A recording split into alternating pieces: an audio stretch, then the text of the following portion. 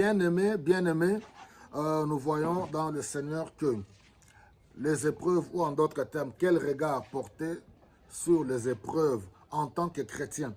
Certes, ici dans 2 Corinthiens, au chapitre 1, le verset 8 à 11, Paul ne nous donne pas les détails sur les épreuves ou le danger qu'ils ont encouru, mais tout simplement, il dit que ce qu'ils ont traversé, là, vraiment, ils ont vu la mort, mais Dieu les en a délivrés.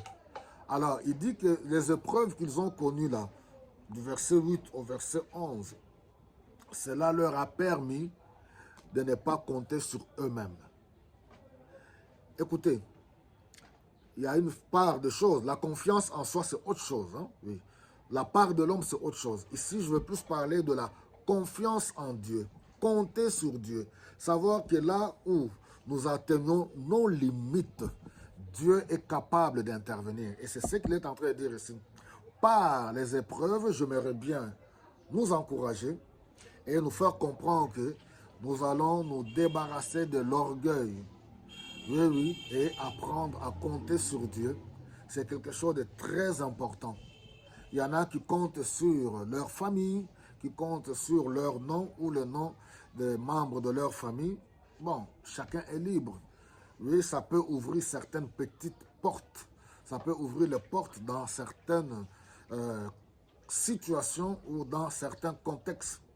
Mais il y a de ces choses où nous n'avons besoin que de l'intervention de Dieu, où l'homme n'y peut rien. Voilà, le but de ce message, c'est tout simplement pour nous encourager à apprendre à compter sur Dieu. Prends les épreuves comme une leçon. Quelle leçon à tirer dans les épreuves? Alors, il y a une différence à faire aussi. Il y a les épreuves, il y a aussi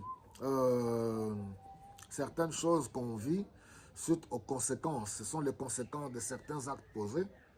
Ouais, ça, il faut avoir le discernement. S'il faut se repentir, repentez-vous. Réparer avec Dieu ou réparer avec les personnes concernées. Et il y aura toujours des leçons à tirer.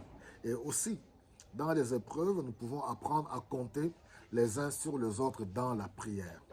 Voilà, bien-aimés, que Dieu vous fortifie. Tous ceux qui traversent certaines épreuves ou des moments difficiles, sachez-le que Dieu n'abandonne pas. Ceux qui ont les regards fixés sur lui ne seront jamais dans la confusion. Il est un secours qui ne manque jamais dans la détresse. Que Dieu vous bénisse abondamment depuis Kinshasa, ma ville natale.